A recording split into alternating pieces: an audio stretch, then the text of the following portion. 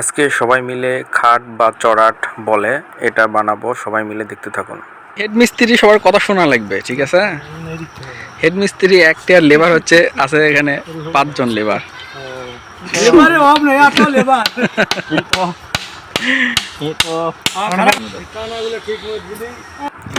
এই তো বাঁশ কাটা হচ্ছে এবং বাঁশ কেটে সবাই চাষা করতেছে, কেউ ভিডিও করতেছে। এটা অনেক আনন্দের সাথে আজকে মানে খাট বানানো হচ্ছে। এটা কয়েকদিন আগে থেকেই আমরা প্ল্যান করছি যে খাট বানাবো।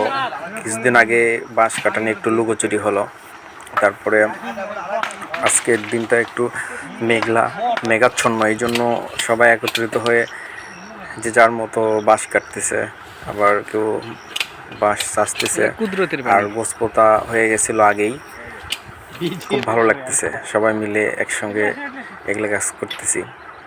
কারণ এখন হয়তো বা বৃষ্টি হচ্ছে, কারণ কয়েকদিন যে পরিমাণ রোদ গেল, আর রোদের ভিতর অধিকাংশ সময় বিদ্যুৎ চলে যায়।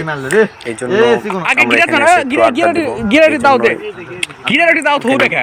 সবসময় বাতাস পাওয়া যায়, আর বাতাস পাওয়ার কারণে এখানে গাছের ছায়ার নিচে আমরা সবাই মিলে উদ্যোগ নিয়ে খাট বানাই। এটা বগুড়ার এই বিভিন্ন অঞ্চলে বিভিন্ন রকমের নাম দেয়, কেউ বলে খাট, কেউ বলে চড়াট, কেউ বলে মাচা। তো আমাদের এখানে খাট নামেই পরিচিত, এটা বাঁশের খাট নামে। তো বাঁশের খাট বানানো হয়েছে, হওয়ার আগে একটু বাঁশ উঠে দেখতেছি কেমন লাগে। তো তারপরে আমরা একটু লোহা মারবো। তো এই তো আমাদের হেড মিস্ত্রি, এটা আমাদের হেড মিস্ত্রি, আর বাকি সবগুলো লেবার তার দিক নির্দেশনায় আমরা কাজ করতেছি। তো লোহা মারতেছে খাটে, দুই পাশে লোহা মারবো আর মাঝখানে আমাদের জিআই তার দিয়ে বাঁধবো। তো এখনো কাজ অনেক বাকি আছে, হয়তো কালকে হয়তো কাজ করব। আজকে আপাতত লোহা মারার কাজটা কমপ্লিট করে রাখবো।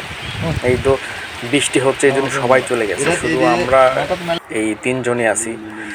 যে আমাদের একটা দায়িত্ব ছিল যে খাট আজকে কমপ্লিট করেই যাব, এই জন্য সবাই চলে গেছে। তারপর আমরা এই 3 জন শেষ পর্যন্ত খাট বানাতে কী করতে হয় সব কিছু করলাম।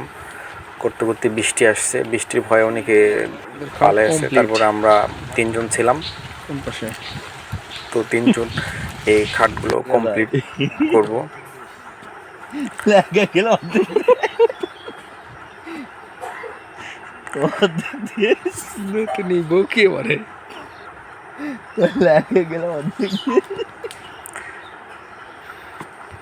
তো সবাইকে ধন্যবাদ।